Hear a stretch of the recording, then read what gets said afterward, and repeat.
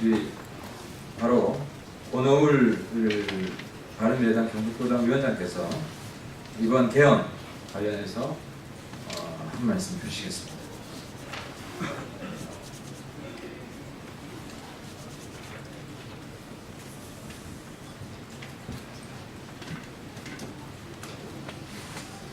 제가 먼저 어서 자료를 배포하고 난 다음에 기자회견 말씀을 드리는 게 순서지만 마치고 난 다음에 자료를 배포하겠습니다. 문재인 대통령께서 헌법 개정에 대해서 오늘 바로 국회에 개정안을 송부를 했습니다. 거기에 맞춰서 아직까지 거론되지 않았거나 거론이 되어도 미흡했던 부분에 대해서 이 부분은 꼭 헌법 개정 시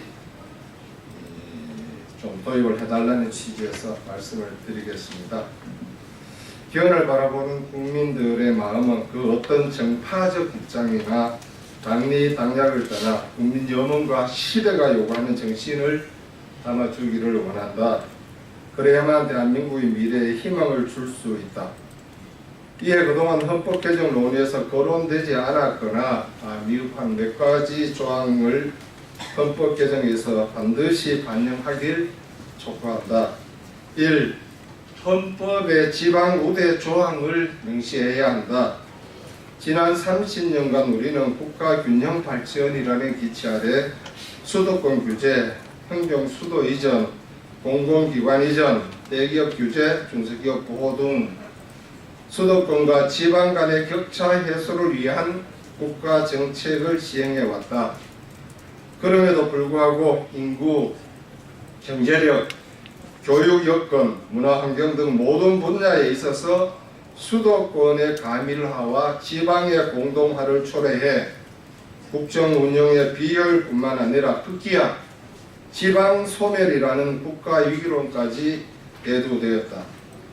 이에 수도권 과밀화 방지, 지역 경제 활성화, 지역 인재 할당제, 지방 입주기업 세제 혜택, 지방 관련 예산 우선 지원 등 강력한 지방 우대 조항을 헌법에 명문화하여 신선한 국토 균형 발전을 도모해야 한다. 이미 기울어진 운동장을 교정하지 않고는 지방 분권 및 지역 균형 발전은 백약이 무효임이 입증되었다. 이 중앙집권의 폐해를 단절하기 위해 지방자치단체 위상 격상과 권한 확대는 반영되어야 하며 지방정부 간 복지 수준, 지방세제, 공무원 대우 등 각종 차이도 인정되어야 한다.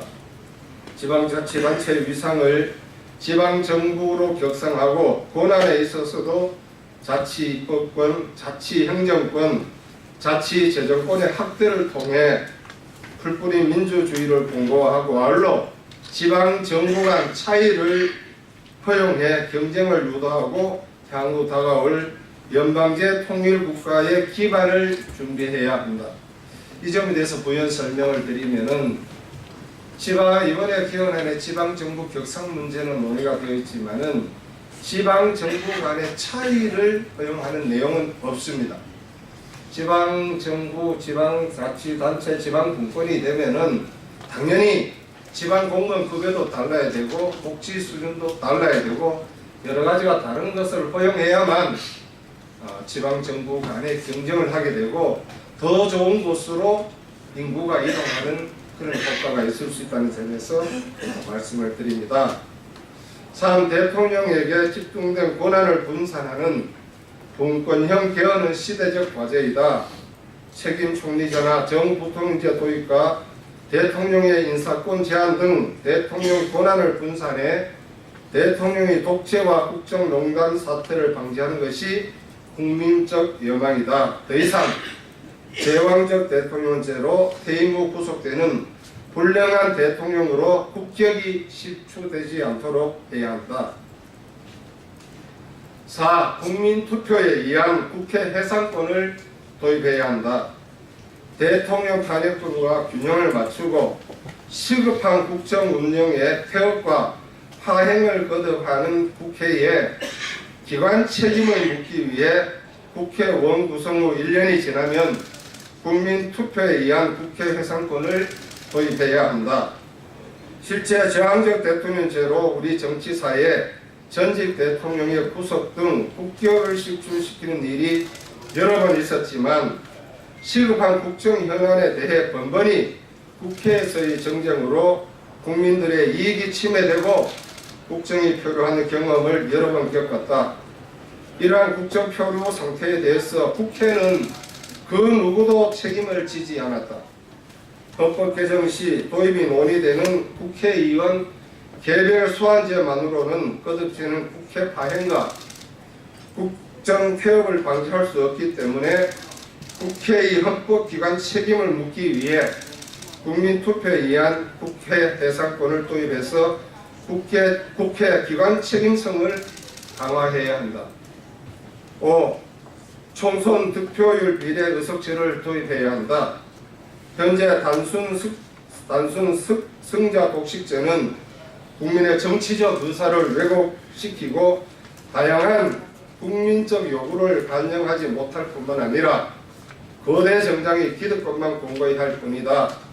득표율 비례 의석제 도입으로 다양한 정치적 의사를 반영하여 다당제가 정착해 모든 국민들의 이익을 대변하고 다양한 정치 의사를 대변할 수 있도록 해야 한다. 독일식 선거 제도가 좋은 본보기다. 이 점은 현재 소수 정당에서 연동형 비례대표제를 주장을 합니다. 제가 주장하는 것은 비례대표든 지역구 의원이든 국회의원, 그 당의 국회의원 정수는 그 당의 지지율만큼만 가져가라는 겁니다. 아마 독일이 이런 방식으로 의원을 뽑기 때문에 다당제가 시행되고 그다음에 연립정부가 들어서서 서로 타협과 협치에 의해서 국정을 이끌어가는 좋은 예를 볼 수 있습니다. 6. 국회의원 명예직 수당제 및 연금제를 도입해야 한다. 이제 국회의원도 유급제를 폐지하고 명예직 수당제로 전환해 일하지 않으면 수당도 받지 않는 명예로운 국회의원상을 만들어 국회의 신뢰를 회복하는 것이 급선무다. 대신 국회의원 연금제를 도입해 은퇴 후 최소한의 생활과 품위 유지를 보장해야 한다. 이 점도 의원님들에게 여러 번 말씀을 드렸지만은 구체적인 답변을 듣지 못했습니다. 현재 국회의원들 세비가 한 달 평균 세후 한 1,000만 원 받습니다.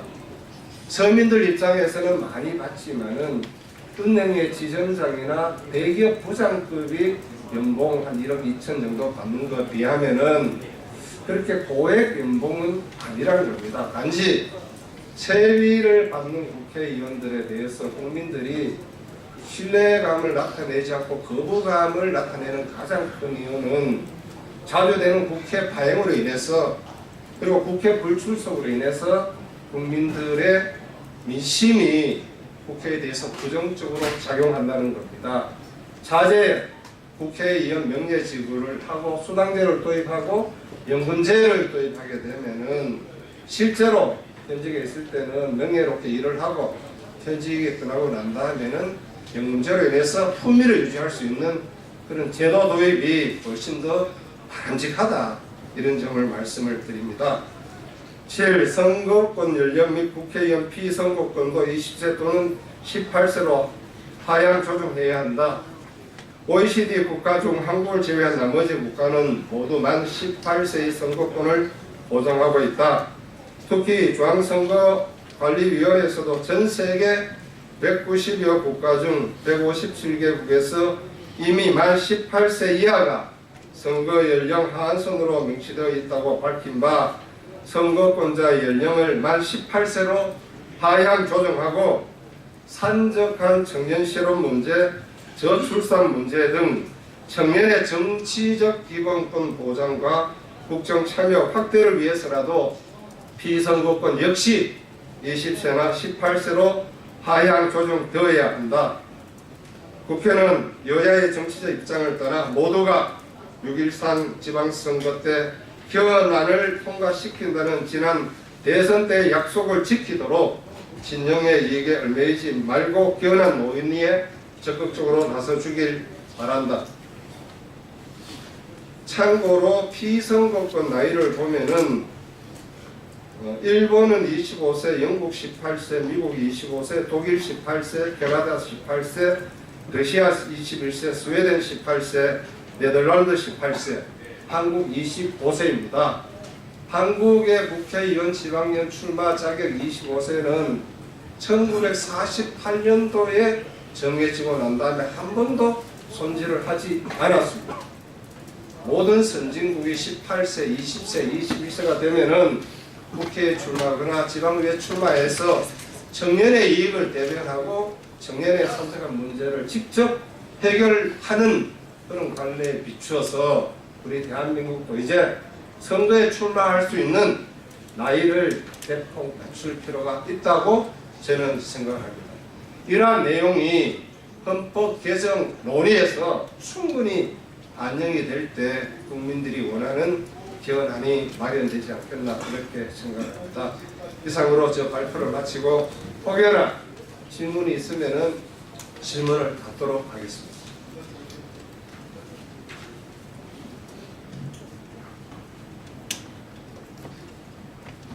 질문이 없으면은 자료 배부하고 마치도록 하겠습니다. 고맙습니다.